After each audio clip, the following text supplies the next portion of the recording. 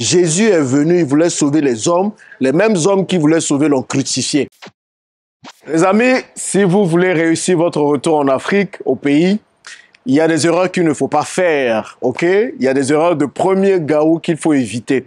Et j'avais déjà posté une précédente vidéo dans laquelle j'en parlais. J'avais partagé avec vous 3 conseils à la diaspora pour réussir son retour en Afrique. Aujourd'hui, je vais partager aussi 3 autres conseils. En réalité, ce sont des conseils que j'aurais aimé qu'on me donne avant de venir en Afrique. Moi, ça fait quasiment 1 an que je suis là. J'ai pris le temps d'observer quels pouvaient être les problèmes qui vont bloquer pas mal de personnes qui veulent quitter la diaspora pour venir en Afrique. Et je me dis, je vais partager ça avec vous, d'accord? Moi, je suis en Côte d'Ivoire, à Abidjan, il fait beau. Je suis en train de chercher de nouveaux locaux pour mon entreprise. Donc là, je suis venu voir cette villa qui a l'air pas mal. Et on va voir ce qu'on peut en faire. Donc, on va voir 3 conseils qu'il faut vraiment suivre quand vous voulez venir vous installer en Afrique. C'est très important. Le premier, ne pensez pas que vous allez venir sauver l'Afrique. Ça, c'est une erreur qu'on voit beaucoup.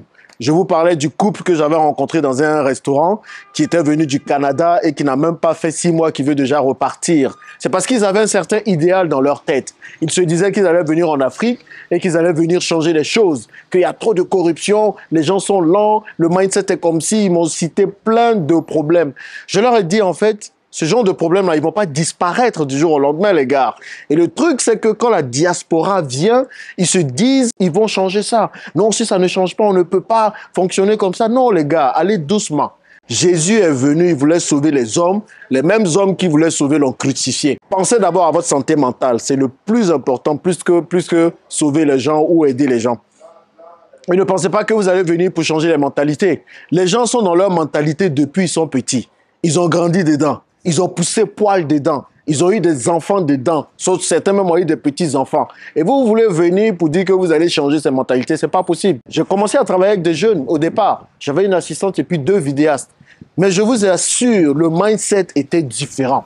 Le mindset était compliqué. Je vous ai raconté l'histoire du jeune où moi-même je suis parti. À chaque fois, il mettait l'alibi du matériel. Il ne peut pas faire tel travail parce qu'il n'y a pas le matériel. Je suis parti à Dubaï. J'ai acheté un ordinateur de 2 millions de francs CFA, quasiment 3 000 euros. J'ai acheté plein d'autres matériels pour venir lui donner, pour dire, gars, voilà, tu as tout travail. Mais il me trouvait toujours des alibis. À un moment donné, je me suis assis. J'ai dit, mais Jean-Yves, tu ne vas pas dépenser et gaspiller ta santé mentale. Hein? Choisis des personnes qui veulent travailler et avance avec eux. Ok, tu ne vas pas changer des personnes qui ne veulent pas changer. Donc, j'ai mis de côté toutes ces personnes-là. J'avais une assistante qui me faisait du n'importe quoi comme boulot. En fait, j'étais obligé de revenir pour travailler moi-même sur tout ce qu'elle faisait. Pourtant, je recrute quelqu'un pour m'aider, pour me décharger. Et c'est moi qui faisais la plupart de son taf en plus. Donc, à un moment donné, j'ai dit j'arrête. Et je me suis rendu compte que si je veux avancer, il faut que j'arrête de penser que je peux changer les gens. Je ne vais pas changer les gens du jour au lendemain. Je ne vais pas changer le système du jour au lendemain. Je ne vais pas changer l'administration du jour au lendemain. C'est compliqué, ok? Donc moi, je me focalise d'abord à faire en sorte que mes business marchent. Deuxième conseil pour vous, si vous voulez réussir votre retour en Afrique, c'est de vous mettre dans des groupes avec des personnes qui pensent comme vous, des personnes qui réfléchissent comme vous. Vous allez très vite vous rendre compte que vous pouvez être très solitaire ici au pays. Moi, depuis que je suis revenu, je vous assure, en fait, parfois on se dit, on revient, on va être avec les amis, on va être avec la famille et tout ça. Et on se rend compte que quand plusieurs vous voient comme un portefeuille ambulant pour régler leurs problèmes, vous vous retirez de plus en plus. Et vous pouvez facilement vous isoler. C'est très important. Et je trouve ça dommage de venir en Afrique, au pays, pour encore s'isoler. Parce qu'on quitte l'Europe, parce qu'on est isolé là-bas. Donc, quand on vient ici, on n'a pas envie d'être isolé encore.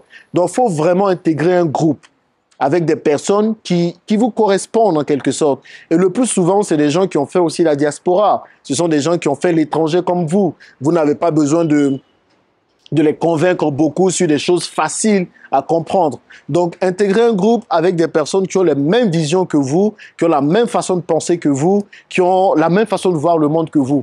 C'est très important pour votre santé mentale. Sinon, très vite, vous pouvez être solitaire ici au pays. Ça n'a pas de sens. Ça peut ne pas avoir de sens, ce que je suis en train de dire, mais il y a plein de personnes qui vivent ça. Il y a des gens qui ont quitté l'Occident, qui viennent en Afrique et qui me disent, mais Jean, je ne m'attendais pas à être aussi seul. Je voulais venir en Afrique pour pouvoir être entouré et tout, mais je me rends compte que ce n'est pas le cas. Donc, vraiment, faites des tontines, intégrez des groupes intéressants, mais avec des personnes qui vous correspondent. Sinon, très vite, si vous vous mettez avec des gens qui ne vous correspondent pas, des gens qui vont vous venir raconter leurs problèmes tout le temps, vous allez être très vite déçus et forcément, cela va vous freiner dans la réussite de votre retour en Afrique. C'est très important. Troisième point à prendre vraiment en compte, c'est dans les administrations. Si vous voulez réussir dans les administrations, il y a des codes dans les administrations. Je sais que beaucoup disent qu'il y a trop de corruption, il y a trop de problèmes dans l'administration et tout. Mais les amis, apprenez les codes. Ok, moi au départ, je me plaignais de la même chose. Et puis, jusqu'à ce que je m'asseye, que j'essaie de voir mais comment les gens fonctionnent ici. L'administration, c'est simple. Dans l'administration, je l'ai déjà dit dans la précédente vidéo, c'est le m'as-tu vu. Plus vous venez et que vous montrez que vous êtes au-dessus, plus on va vous respecter. C'est dommage, mais c'est comme ça. Donc, quand vous venez, l'habillement compte. Moi, si je suis dehors, je peux m'habiller en t-shirt tranquille comme je veux. Mais dès que je vais dans une administration, là, par exemple, ce matin, je suis parti au ministère du Logement, j'ai dû très bien m'habiller. Déjà pour ça, avant d'arriver. Et quand vous arrivez, les gars, whiteisez.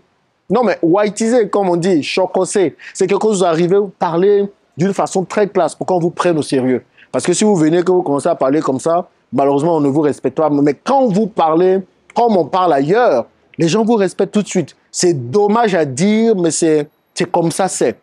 C'est comme ça c'est. Donc, si vous voulez vraiment avoir les choses qui partent vite, qu'on vous serve vite, qu'on traite rapidement vos dossiers, écoutez, rentrez dans la masse. Et quand je dis rentrer dans la masse, rentrez dans le moule. Rentrez dans ce que les gens respectent. Parce que quand vous inspirez le respect, on règle plus rapidement vos dossiers plutôt que lorsque vous n'inspirez pas le respect. Donc ça, c'est une clé que j'ai comprise.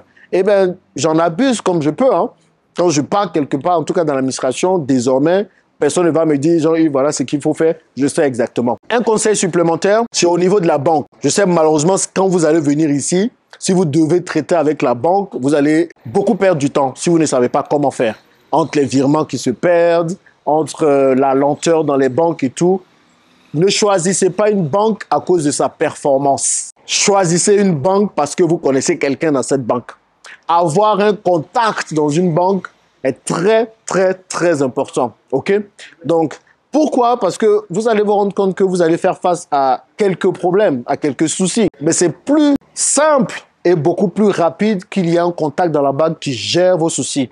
Moi, la banque que j'ai choisie, par exemple, c'est parce que mon ami, un très bon ami, était directeur d'agence dans cette banque. Donc, il connaissait plusieurs autres personnes dans d'autres agences.